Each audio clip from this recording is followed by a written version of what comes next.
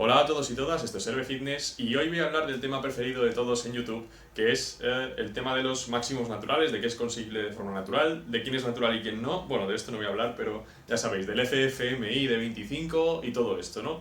Y sin más dilación, vamos a empezar con este tema. El FFMI, la cifra favorita 25, que todos tienen en la boca y demás, ¿de dónde viene esta cifra? Bueno, esta cifra viene de un estudio de un tal Cowrie que hizo en 1995, cogiendo a 83 usuarios de esteroides en un gimnasio, ¿no? Cogió a varios diferentes atletas de diferentes gimnasios y demás, culturistas, powerlifters, levantadores en general, lo que sea, ¿no? Y cogió a 83 usuarios de esteroides no naturales y a 74 que declararon ser naturales. Entonces, ¿qué tenemos? El FFMI de los usuarios medio fue de 25, con una altura de 180, un 13% de grasa y 92 kilos de media.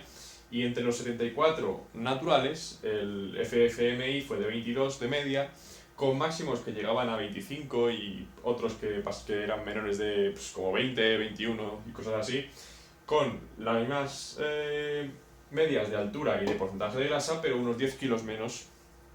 Y esta es más o menos la diferencia más o menos entre usuarios y no usuarios es de unos 3 puntos más de FFMI, que es masa muscular libre de grasa, o sea, masa magra, y unos 10 kilos más de músculo. O sea, los usuarios suelen tener unos 3 puntos más de media y 92 kilos de músculo. Pero ya veis que no todos los usuarios estaban por encima de 25. Es decir, usar esteroides no te pone automáticamente por encima de 25. Así que puede haber usuarios de 23, de 24, de 25. Por eso no siempre es fiable decir a partir de 25 es no natural y por debajo es natural. Pues pueden darse los dos casos, que haya naturales un poquito por encima de 25 y que haya no naturales por debajo de 25. Como veis, pues dentro de los naturales hubo algunos máximos de un poquito más de 25 y demás, y la naturalidad de esta gente se determinó por sus declaraciones y por un test de orina. Es decir, podrían haber usado esteroides hace unos meses o en otros años, etcétera, y tener más músculo, pero bueno, de todos modos, como ninguno de estos naturales se salió por mucho de lo que es el conocido como límite, ¿no? De este de 25, pues eh, ahí queda. Si alguno de estos usaba, no fue relevante para la estadística. Después, como Cowrie y sus compañeros de investigación no creyeron que estas medidas fueran representativas de lo que es un culturista con buena genética, de máximo nivel y entregado durante años al entrenamiento culturista de máximo desarrollo muscular, cogieron las estadísticas de los ganadores del Mister América, la competición de culturismo más importante de América a principios del siglo XX. ¿Y qué hicieron? Pues cogieron a los ganadores entre el 39 y el 59 y calcularon su índice de FFMI. ¿Y qué encontraron? Que la media era 25,4. ¿Y por qué se cogió esta cifra y no otra? Pues porque a partir de esta cifra es cuando se considera que el uso de esteroides estaba, digamos, ya muy esparcido entre la comunidad de levantadores de pesas y el gimnasio. Luego hay varios niveles de escepticismo, como dice Eric Helms en el artículo que hizo sobre esto. Y es que, bueno, el momento más seguro en el que sabemos que prácticamente con 100% de probabilidad no usaban esteroides es antes de 1945, que es cuando empezó a usarse la testosterona de forma un poco más generalizada, de forma que se empezó a producir de forma más barata y era más barata de conseguir. Así que, ¿cuál era la media en estos años? Pues una media de 25,4 de FFMI. Pero ¿qué pasa? Que tenían un porcentaje de grasa alto. Con un porcentaje de grasa alto es más fácil tener un FFMI más alto. Si a estos atletas, os dejaré fotos aquí,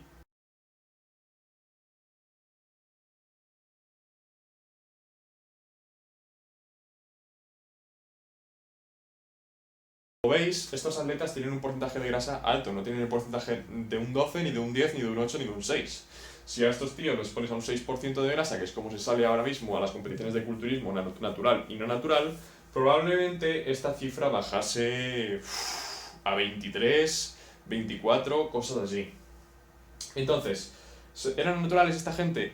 Antes de 1945 probablemente sí, y la media venía a ser como esto, o sea, entre estos años no cambió mucho el tema de la media, siguió siendo 25, algo, con máximos de 26, incluso de 27, y creo que había de hecho un caso de 28 antes del 44, o sea que, ojo con eso. ¿Qué pasa con qué problema tiene el FFMI?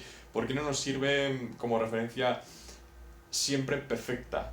Pues el problema es que solo tiene en cuenta la altura. ¿Y qué pasa? Que sabemos, voy a pasarme a este lado, que lo que es la estructura ósea, la anchura de los huesos y demás, el peso de los huesos tiene muchísima relación con la cantidad de masa muscular máxima que puede desarrollar un individuo. Y esto es así en humanos y en todos los demás animales, especialmente en mamíferos. Y de hecho esta proporción hueso-músculo se utiliza para medir, por ejemplo, el potencial de desarrollo de carne del ganado. Así que es una medida bastante fiable. ¿Y qué pasa con esto? Pues que hubo un investigador que encontró que el ratio de músculo-hueso máximo para atletas naturales era de 5 a 1, de 5 kilos de músculo por cada kilo de hueso, ¿no? Y en esta estadística había atletas de élite de todas las disciplinas, de rugby, de halterofilia, es decir, de gente con gran desarrollo muscular, con algún pico de 5,5. Esto asumimos que estos atletas pues, eran testados, eran naturales, etcétera, ¿no? Como digo, sabemos que más hueso implica más músculo, así que no podemos siempre contar solamente la altura, porque ¿qué pasa? Que la anchura, por ejemplo, de las clavículas influiría mucho en el potencial de ganancia de masa muscular. La anchura de los huesos, lo que es la estructura propia del hueso, también determina muchísimo el desarrollo posible de masa muscular. No solo es la altura, es decir, no podemos coger a un chico de 1,75 que es súper delgado, con las clavículas súper estrechas y muñecas súper estrechas, y coger a un tío que parece un neandertal de 1,75 pero una anchura increíble, unas muñecas increíbles, unos tobillos gigantes, etc., ¿no? Y evidentemente uno va a desarrollar mucho más músculo que el otro. Su marco, digamos, su estructura permite llevar o soportar mucho más músculo. Así que hay un caso muy interesante de esto, de esta aplicación de esto, y es una competición de culturismo de estas para aspirar al carnet pro de la IFBB, es decir, asumimos que no hay nadie natural en esa competición. ¿Y qué pasa? Que según el FFMI de 25, solamente el 61% estaba por encima de ese 25, como digo, los usuarios de esteroides pueden estar por debajo de 25 fácilmente, de hecho pueden estar muy por debajo si no son atletas de musculación. El caso es que, basándonos en el FFMI, en esa competición solamente el 61% era usuario, estaba por encima de 25. Y sin embargo, según el ratio de músculo-hueso, hasta el 94% eran usuarios. Es decir, este parámetro nos es mucho más preciso para determinar quién usa y quién no. Especialmente quién usa. Para quien no usa no es tan fácil. Pero ¿qué pasa? Que es poco práctico porque requiere, si no recuerdo mal, 22 mediciones diferentes, 22 parámetros, y evidentemente pues no lo puedes hacer, y por supuesto no lo puedes hacer con una persona pues viéndola de frente, o menos aún en una fotografía, ¿no? Así que, ¿cuál es la alternativa que tenemos nosotros para determinar cuál es nuestro potencial máximo? Pues una fórmula que hizo Casey Butt, que es lo mismo, está basada en un montón de atletas, en una base de datos bastante grande, y que se basa en la medición de las circunferencias, en concreto pues las circunferencias pues, del tórax, de las muñecas, de los tobillos y demás, ¿no? Y bueno, para simplificarla se puede tomar la altura, la circunferencia de la muñeca medida por dentro del huesecillo este pequeñito, el escafoides, aquí, y midiendo el tobillo por la parte más fina. Y es básicamente una proporción, os dejaré abajo un enlace para que lo podáis calcular. Es una calculadora, lo único es que está con las unidades que usan los estadounidenses, así que pues ya sabéis, tenéis que transformarlo. Según esta fórmula, yo con 1,75 m tengo 17,5 centímetros de muñeca y 23 centímetros de circunferencia de tobillo. Y esto que me da, según esa fórmula, me da que al 12%, pesando 91 kilos, tendría 80 kilos de masa muscular libre de grasa. Y esto, con mi altura, me daría un FFMI de 26, es decir, no ya solo de 25, sino de 26. ¿Qué pasa? Yo, en esta fotografía,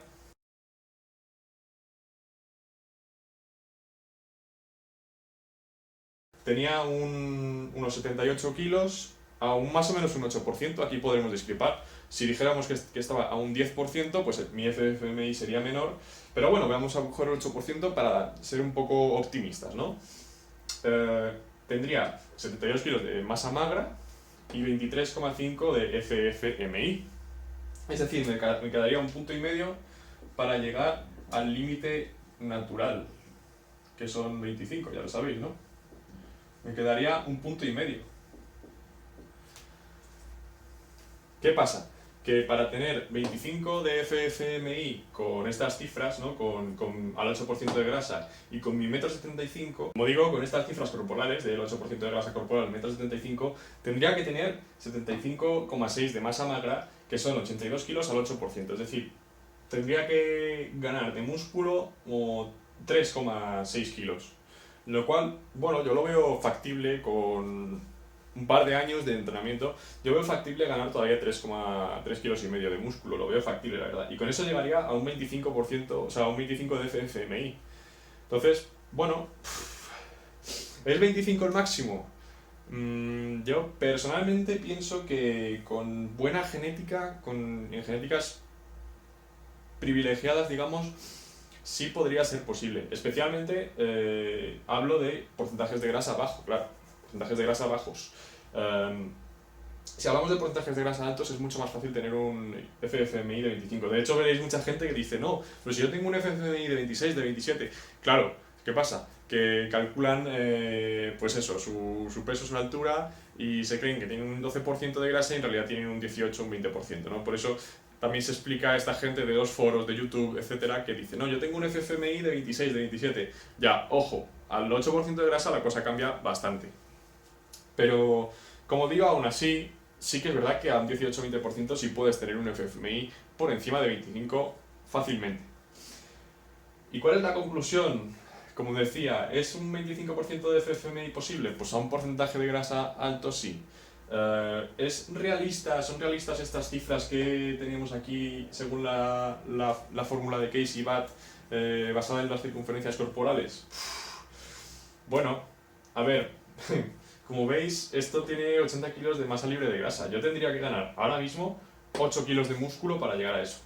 A mí, sinceramente, esto me parece bastante complicado, ni con muchos años de entrenamiento. Es decir, a estas alturas ya ganar 8 kilos me parece una barbaridad. Y probablemente yo no pueda llegar a esa cifra.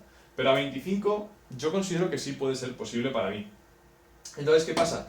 Pues cuando hablamos de quién es natural y quién no es natural, tenemos que tener en cuenta que, primero de todo, no conocemos hasta dónde podemos llegar genéticamente. Es decir, tenemos, por ejemplo, las cifras de los Mr. América y demás, pero ¿qué pasa? Que estaban en un porcentaje de grasa, pues, alto, entonces pues quizás su FMI era menor, pero a su vez tampoco tenía los mejores sistemas de entrenamiento y nutrición quizá.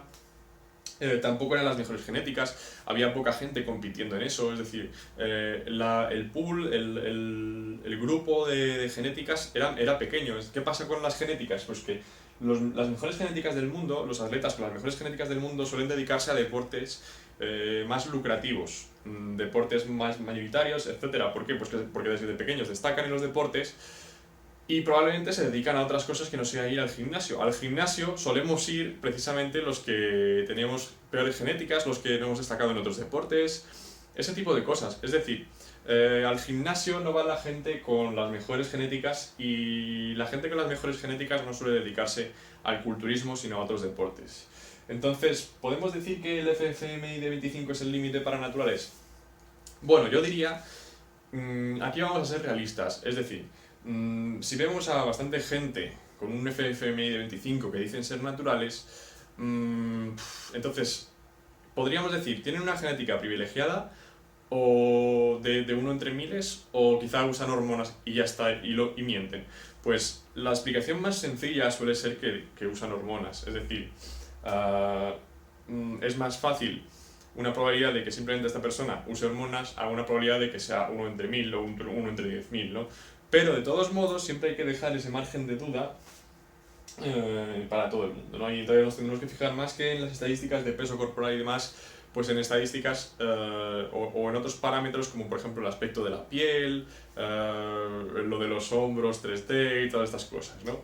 Entonces, al final, ¿cuál es la conclusión del vídeo? Pues realmente no hay una conclusión exacta. Yo no te puedo decir este es natural, este no es natural según estos parámetros. Pero quizá el 25%, o sea, el 25 de FFMI no sea el límite para todo el mundo. Hay gente que probablemente tenga buena genética, pero también es más probable o es bastante probable que la gente con un FFMI de mayor de 24, con un porcentaje de grasa muy bajo, sea usuario de esteroides y de hormonas. Entonces, Otra conclusión que podemos sacar es que todos estos tíos de aquí entrenaban con full body y tenían unos FMI muy altos, así que otro clavo en la tumba de los que dicen que la full body nos sirve para tener el mejor físico posible. Y creo que esto es todo y nos vemos en el próximo vídeo. Saludos. Pum. Pum. Toma brazos 100% naturales.